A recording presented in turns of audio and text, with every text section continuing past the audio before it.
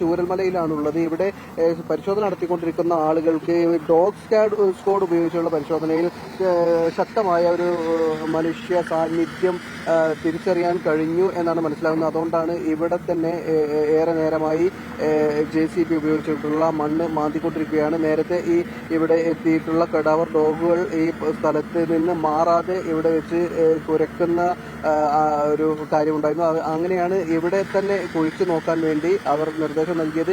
അങ്ങനെ ഇവിടെ ആദ്യഘട്ടത്തിൽ കൈക്കോട്ടും അവരുടെ ചെറിയ പണിയായുധങ്ങളൊക്കെ ഉപയോഗിച്ച് പരിശോധിച്ചുകൊണ്ടിരുന്നു. അവിടെ നിന്ന് നായ കൂടുതൽ ശക്തമായി അവിടെ തന്നെ നിന്ന് കുരക്കുകയായിരുന്നു. അതുകൊണ്ട് JCB എത്തിക്കുകയും ഇപ്പോൾ അവിടെ നിന്ന് മണ്ണ് നീക്കിക്കൊണ്ടിരിക്കുകയുമാണ് ചെയ്യുന്നത്. പരിശോധന ഈ പ്രദേശത്ത് തന്നെയാണ് കഴിഞ്ഞ ദിവസം ഡ്രോൺ റഡാർ ഉപയോഗിച്ച് നടത്തിയ പരിശോധനയിലും മനുഷ്യ സാന്നിധ്യം സ്ഥിരീകരിച്ചത്.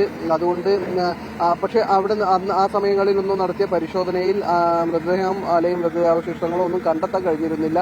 ഇന്ന് നായ്ക്കൾ കൂടി ആ ഭാഗത്ത് കേന്ദ്രീകരിച്ചുകൊണ്ട് കുരക്കുന്ന ഒരു സാഹചര്യത്തിൽ അവിടെ പരിശോധന കൂടുതൽ ശക്തമായി തന്നെ നടത്തുകയാണ്. അതോടൊപ്പം ഇതുവരെ ലഭിച്ചിട്ടുള്ള മൃതദേഹങ്ങളുടെ സംസ്കാര നടപടികൾ ഇന്നുണ്ടാകും എന്ന് ആണ് ഔദ്യോഗികമായി അറിയിച്ചിട്ടുള്ളത്. മന്ത്രി കെ രാജനാണ് മാധ്യമങ്ങളോട് കാര്യം അറിയിച്ചത്. അദ്ദേഹം പറയുന്ന അനുസരിച്ച് ഇതുവരെ തിരിച്ചറിയാനാകാത്ത മുഴുവൻ മൃതദേഹങ്ങളും ഇന്ന് സംസ്കരിക്കും. ഇന്ന് സംസ്കാര നടപടികൾ കഴിഞ്ഞാൽ പിന്നീട് തിരിച്ചറിയാത്ത മൃതദേഹങ്ങൾ ഇവിടെ ഇല്ല എന്നതാണ് അദ്ദേഹം പറയുന്നത്.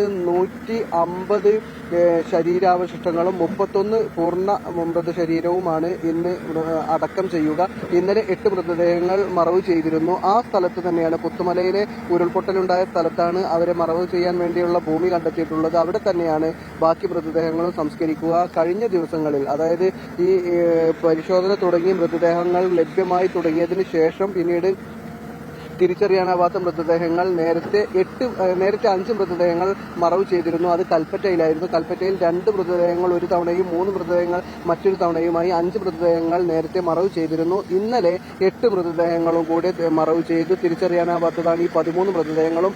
ഇന്നിപ്പോൾ ബാക്കി മുഴുവൻ മൃതദേഹങ്ങളും സംസ്കരിക്കാനാണ് ഉദ്ദേശിക്കുന്നത്. സർവ്വമത പ്രാർത്ഥനകൾ ഉണ്ടാവും. അതുപോലെ എല്ലാ മതങ്ങളുടെയും ആചാരാനുഷ്ഠാനങ്ങൾ പ്രകാരമുള്ള കർമ്മങ്ങൾ പൂർത്തിയാക്കിയായിരിക്കും മൃതദേഹം സംസ്കരിക്കുക. ഇത് സംസ്കരിക്കുന്നതിന് മുമ്പ് സ്വീകരിക്കേണ്ട പ്രോട്ടോക്കോളുകളുണ്ട്. അത് കൃത്യമായി അവരുടെ ഈ മൃതദേഹങ്ങളുടെ ഫോട്ടോ എടുത്തു വെക്കുക. അതുപോലെ തന്നെ തിരിച്ചറിയാൻ ആവശ്യമായ സമയം മിസ്സിംഗ് ആയി രേഖപ്പെടുത്തപ്പെട്ടിട്ടുള്ള അവരുടെ ബന്ധുക്കൾക്ക് അവസരമൊരുക്കുക. അവർ ഇപ്പോഴുള്ള ക്യാമ്പുകളിൽ എത്തി അവരോട് ഈ വിവരം അറിയിക്കുകയും അവർ എത്തി മൃതദേഹങ്ങൾ പരിശോധിക്കുകയും ചെയ്യണം. അതിനുശേഷം അങ്ങനെ തിരിച്ചറിയാനായിട്ടില്ലാത്ത മൃതദേഹങ്ങളാണെങ്കിൽ പിന്നീട് ആഭരണങ്ങളോ ശരീരത്തിലെ അടയാളങ്ങളോ വെച്ചുകൊണ്ട് അവരെ പരിശോധിക്ക് അങ്ങനെ ഏതെങ്കിലും നിരക്ക് തിരിച്ചറിയാൻ കഴിയുമോ എന്ന് പരിശോധിക്കേണ്ടതുണ്ട്. ഇതില്ലെങ്കിലാണ് പിന്നീട് DNA പരിശോധനയിലേക്ക് കടക്കുക. ശാസ്ത്രീയ പരിശോധനയാണ്.